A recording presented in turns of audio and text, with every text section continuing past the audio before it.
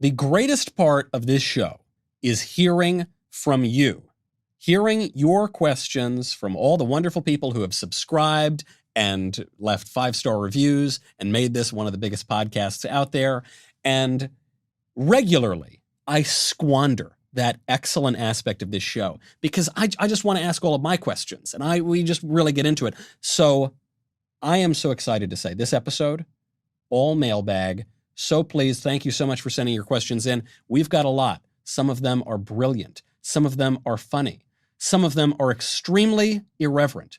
And we will hit all of those questions. Please be sure to like and subscribe before the overlords in big tech take us all out. For now, I am Michael Knowles. This is Verdict with Ted Cruz.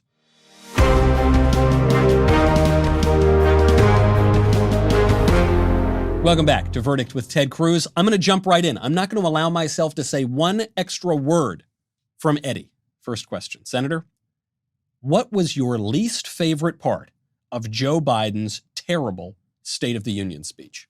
Well, it disturbed my nap. That was irritating. But look, the part I hated the most was a line that he had where he said, "We the people," and then he said, "That's us.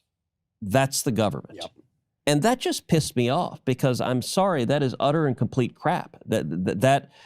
Look, I know that Joe Biden was not a very good law student, but he needs to go back and take con law again, because we the people, which is how the Constitution begins, means us, the people, damn it. It's not government. It's the opposite of government. And this is Joe Biden being a totalitarian, like justifying massive government power by saying, I am we the people. I mean, it reminded me of Louis XIV, l'état c'est moi. L'état c'est moi.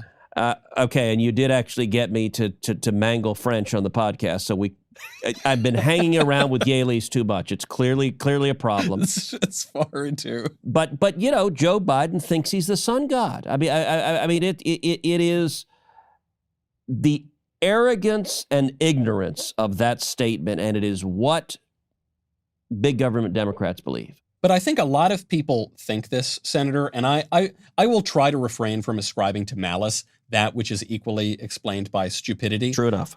Barack Obama said this. Do you remember Barack Obama said the government, that's what we do together. That is us. It was what Joe Biden said was basically a plagiarized line from Obama, and Joe Biden. Biden would never plagiarize. No, come on. Joe would not do that. Not him. What do you say to people who say, look, yeah, the government is when we all get together, we the people get together, and then the thing that we do that expresses our unity together is the government. And you're just some crazy conservative who has an irrational fear of government. So we the people is the boss of government. Look, for most of human history, government was the monarch, was the ruler, and the power of government came from God Almighty. And it was a top-down vision. And when the framers rested sovereignty with the people, and the people lent government power to office holders for a temporary period of time, that transformed the face of the planet. I mean, that was a revolutionary idea. Thomas Jefferson put it really well when he said that the Constitution serves as chains to bind the mischief of government. Yeah. It's all about restraining government. Now, we want a government strong enough to defend the nation, to do the essential functions that the government needs to do, but the Constitution and Bill of Rights are all about protecting we the people from the Joe Bidens of the world that want to take our freedoms away. And there seems to be this total blurring of the distinction between the different parts of the government. I'm no con law expert, but I have read the document once or twice, and it seems to me you have the people, and you have the states, and you have the federal government, and you have a separation of powers, and you have checks and balances, and you have federalism. And yet when you hear Joe Biden talk about it, it's all just kind of the same blob, and we got to do whatever it tells us to do. Yeah, look, the modern left is openly socialist. The people driving the agenda in the Biden administration are Bernie Sanders and Elizabeth Warren and AOC. Bernie and AOC explicitly are socialists, and Warren is not too far behind that. And that means they believe their solution to everything is government and government power. Now, one of the consequences, I will say, the Biden guys, they came in on January 20th. They immediately fire everyone connected with the Trump administration. They immediately start rescinding rules. And they are, frankly, much more effective at doing this than Republicans are. But for them, this is religion. Government is religion. It is faith. It is what they do. Too often Republicans treat politics like a game of croquet in the back lawn. And the differential in seriousness it's a problem. So speaking of the differential in seriousness between the Republicans and the Democrats, this question comes from Jonathan. Caitlin 2021, are you with her? I think it will be interesting to see how California resolves that. I find it wonderfully beautiful that Gavin Newsom is getting recalled. Karma has a way of coming back on you. Yeah. It says something that his shut everything down policies were so extreme that even the people of California said, enough of this nonsense. That's good. That's good. That's actually good for hope in America. So I don't know Caitlin. I met Caitlin back, 2013, I think it was, when I came out to L.A. to speak to the Friends of Abe, the conservative group in Hollywood. And then Caitlin was Bruce. And Bruce Jenner was openly conservative, which was a really risky position to take in Hollywood. People don't know this, but Bruce Jenner would go to conservative events. Yeah. He was not exactly hiding this sort of thing. Bruce had demonstrated real courage. Now Caitlin is running. In 2016, when I was running for president, Caitlin Jenner publicly said that she wanted to be my trans ambassador, the trans ambassador for Ted Cruz, which caused a lot of the LGBT world to lose their minds that Caitlin said such a thing. Listen, I don't know. I don't know who all's going to run and what's going to happen, but I think it's great. Democracy is all about standing up for what you believe in, and if the people of California choose anybody who is more protective of liberty than Gavin Newsom, that's a step in the right direction. There is a real world, because obviously it would raise lots of questions about even just the pronouns. What pronouns do you use? What does this mean for these broader issues of gender and sex? But it may simply be the case that in California, that's about as conservative as you get. And so, yes, I suppose we'll have to wait and see. A lot of other people are going to be part of this race as well. We have a question, Senator, that is, just cuts right to the point. From the Panda Tribune. When no one is watching, are any members of Congress actually productive public servants? Yeah, I would say there are. Look, there are actually a number of members of Congress who work pretty hard. It varies, and there's a wide variance. I remember when I was first elected to the Senate, this is probably, 2013, 2014, first couple of years I'm up there. And I went out to dinner with John McCain. And John McCain, he and I had a famously combative relationship. Was that the time I believe he called you a wacko bird? Was that the phrase? He did. He publicly called me a wacko bird. And actually, when he called me a wacko bird, I went to the Senate floor and I gave a speech praising John McCain. And it so happened it was the 40th anniversary of his release from the Hanoi Hilton. And so I gave a speech just unambiguously praising him. He served our nation. He was shot down. He was a prisoner of war. And most incredibly, he was offered early release. And he said no because he thought it would be dishonorable. And I said, genuinely and from the heart, that I admire and revere that service and sacrifice.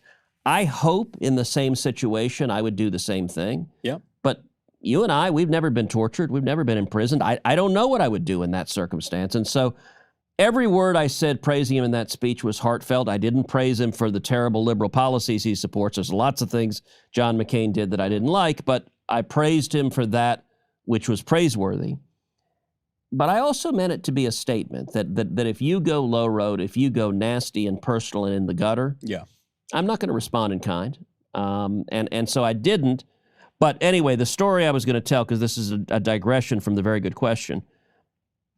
Some months later, John and I went out and had dinner, and we're talking just about the Senate. And he made a point to me then. He said, you know, in the Senate, like in most places in life, the 80-20 rule applies, which is that 80% of the work is done by 20% of the people.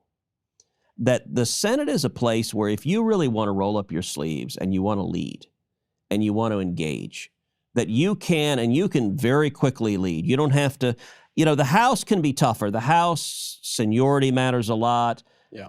There are 435 members. It can take a while to have an impact in the House.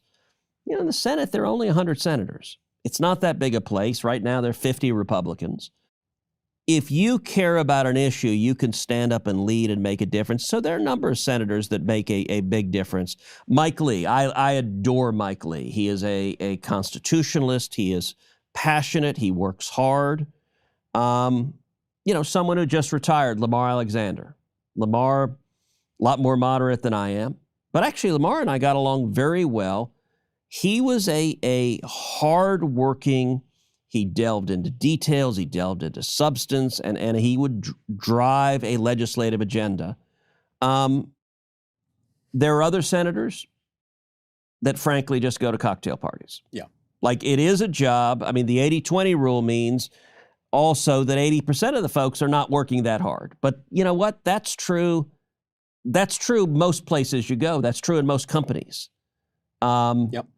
And if you resolve, so when I'm talking to potential candidates who are thinking of running for Senate, and I talk to a fair number of people who are looking at Senate seats, and they'll be like, well, can you make a difference in the Senate? Can you do anything? Yeah. And with the right person, I'm very encouraging, because I say, look, if you want to, if you're willing to do the work, this is to a significant part self-directed. How many issues are you going to lead on? What are you going to do? Are you going to, how hard are you going to work? But if you're willing to work and lead and you've got courage, you can make a big difference. Yes, and I actually can attest to your compliment of Senator Alexander, because just about a month ago, my newborn son was baptized in Lamar Alexander's punch bowl. This was a very strange circumstance. It said Lamar Alexander, Businessman of the Year, 1980 or something. Somehow a Catholic church in Nashville fell into this sort of thing. And so Lamar Alexander's still doing good work, including bringing my son into the body of Christ. I'm almost speechless on that. I will say Lamar owns something that is a unique connection between your new home and my longtime home, which is that Lamar has a walking stick that was owned by Sam Houston. And Sam Houston was governor of Tennessee and was governor of Texas, the only person in U.S. history to be governor of two different states. And so it's a very cool walking stick that Sam Houston had. By the way, on the question of senators doing things productive, I'll give you an example that might surprise folks, which is a Democrat. Okay. Kirsten Gillibrand. So I like Kirsten. She and I are friends. We get along. And actually, just today, I did a press conference with Kirsten Gillibrand on an issue that she has been relentlessly leading on, and that I've been working with her for about 8 years. And it's sexual assault in the military. It's a real problem. The numbers are very discouraging, that far too many servicewomen and even some servicemen are subjected to sexual assault in the military. And, 2013, I started on the Senate Armed Services Committee. She was on it, and she is passionate. She has legislation that would move the decision about whether to prosecute sexual assault from the commanding officer to a military prosecutor who is outside the chain of command. And the top brass at the Pentagon hate this idea, and they argue vehemently against it. And so I'm brand new on the Armed Services Committee, and I go to a hearing, and sometimes you think, well, debate doesn't make a difference. That's all just play acting, and everyone knows what they think. Yeah. Well, I went into that hearing genuinely not knowing what I thought and wanting to listen to the arguments on both sides. And the brass say, well, moving the prosecuting decision out of the chain of command, it would undermine good order and discipline. It would make it harder for the commanders to lead their troops. Kirsten came back with a number of facts, one of which is that multiple of our allies have done exactly this reform. So Canada's done it, the United Kingdom has done it, Israel has done it, and they studied it, and it has not had an effect of undermining good order and discipline. And the real challenge is that the rates of reporting in the military are very, very low. That when someone is a victim of assault, they are far too frequently unwilling to come forward and report it. And one of the biggest reasons is they don't believe the commanding officer will be fair and impartial, that they're worried that the commanding officer may be buddies with the guy who committed the assault and will be reluctant to bring charges. And so I listened to those arguments and was persuaded by them. And so back in 2013, I signed up and co-sponsored the legislation with Kirsten and have been fighting, and she's been fighting for 8 years, and I've been fighting. And so we sit down with whip lists where she goes and looks for Democrats to support it. I go and look for Republicans to support it. We just did a press conference this morning. I think the bill is likely to pass in the next 2 years, that we're seeing really growing momentum. But I use that as an example where she has, just tirelessly bird-dogged this issue. And I think if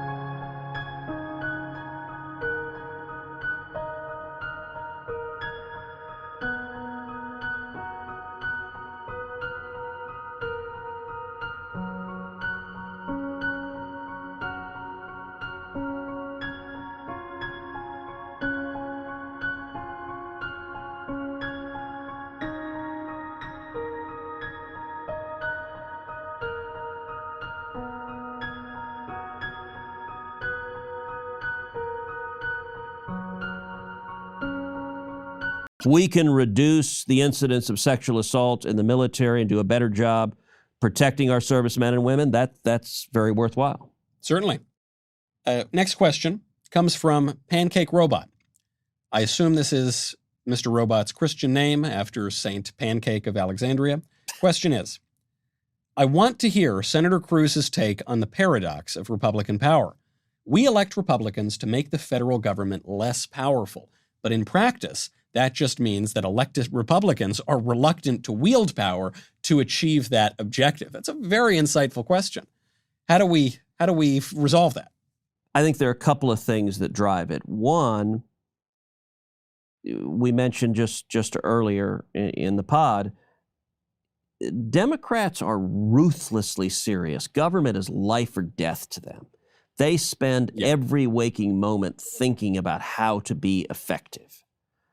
Republicans, often politics, if they do it, it's a hobby. It doesn't have the same seriousness. So when it comes to wielding power, you don't get people that are nearly as serious about moving a policy agenda because they don't necessarily have the same passion to it. There are a couple of different challenges. Let me break this down a couple of ways. Number one, how do you run a federal agency? And so a challenge that Republican appointees have in an agency is if you're in an agency that you think should be abolished, that can be a real problem for running it. You remember Rick Perry famously at the debate, forgot one of the agencies that he wanted to abolish and said, oops. The irony is the agency he forgot was the Department of Energy, which he later became Trump's Secretary of Energy. So he literally led the department that he forgot that he wanted to abolish. Undermining it from within.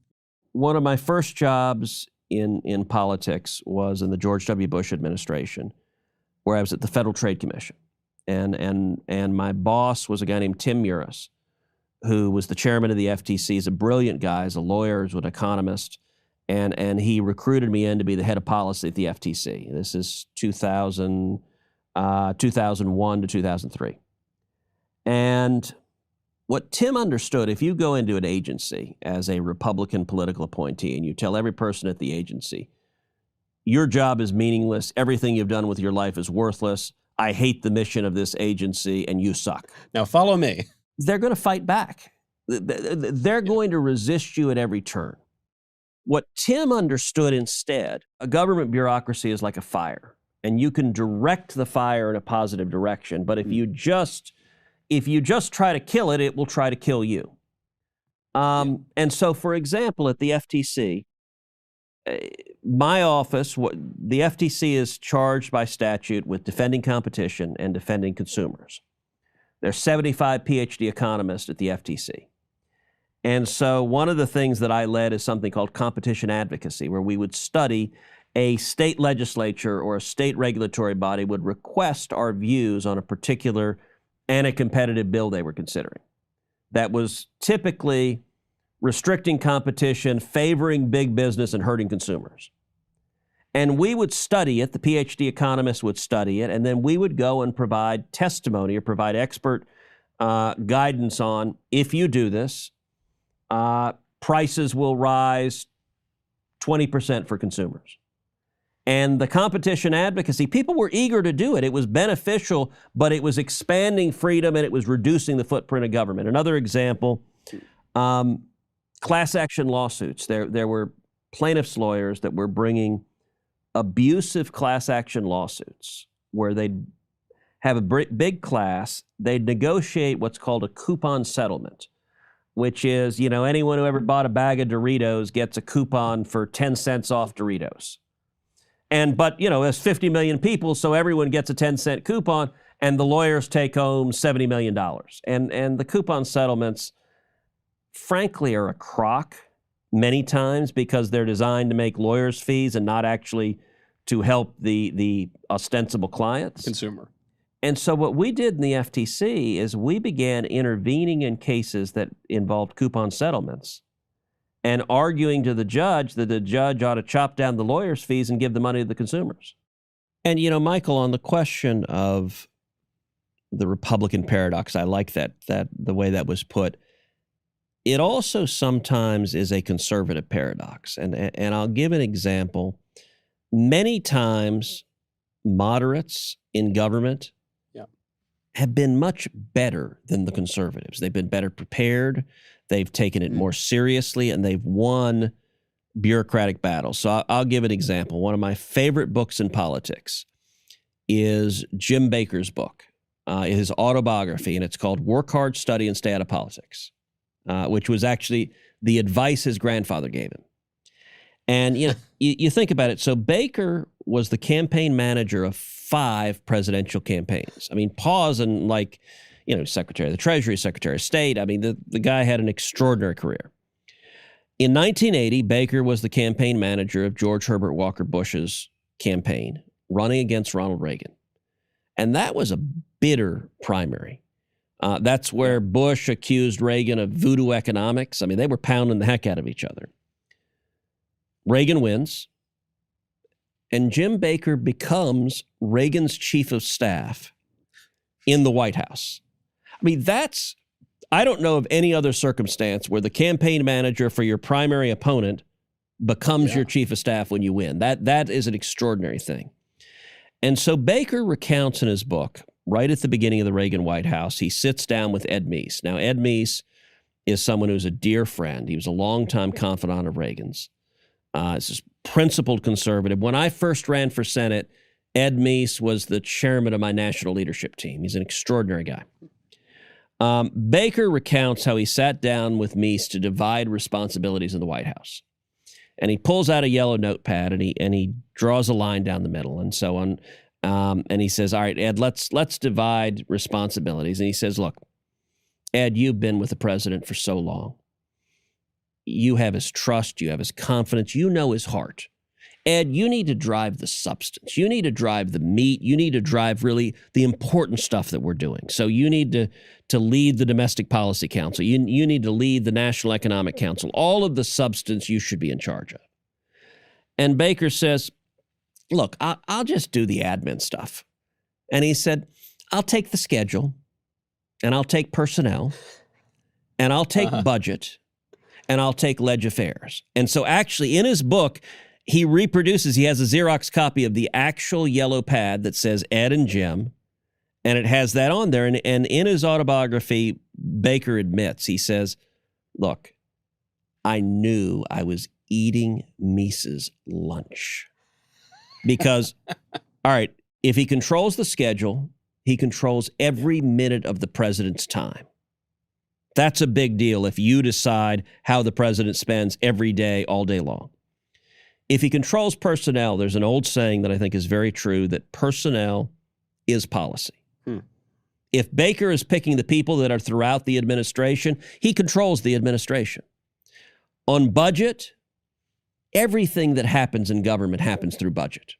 If he controls budget, the dollars drive the substance. And then finally, on leg affairs, the way he put it, he said, listen, if I'm the one sitting in the room with the Senate Majority Leader and the Speaker of the House, and I'm negotiating the bill, Ed can have whatever he wants in his cute little policy council, and they can write as many white papers as they want, but I get to decide what gets done. And Jim Baker, extraordinarily capable guy, but not a conservative, very much a moderate, and conservatives suffered because he was so good. Dick Darman, who worked for Baker, likewise, not a conservative, but ruthlessly effective, really understood the machinery of government. And I'm a big believer that conservatives need to be just as effective as the other guys, that we need conservatives who are as good as Jim Baker, who understand how to drive an agenda and actually get it accomplished. You know, there is a lot to be said for the philosophical debates among conservatives. You can throw 100 conservatives into a room. They would somehow find a way to disagree with every single other one, and how much they've read and how much they think. No, they wouldn't. But you know, actually, you've proven this too. Not just the philosophical aspect. There is a basic competence question here to politics as well.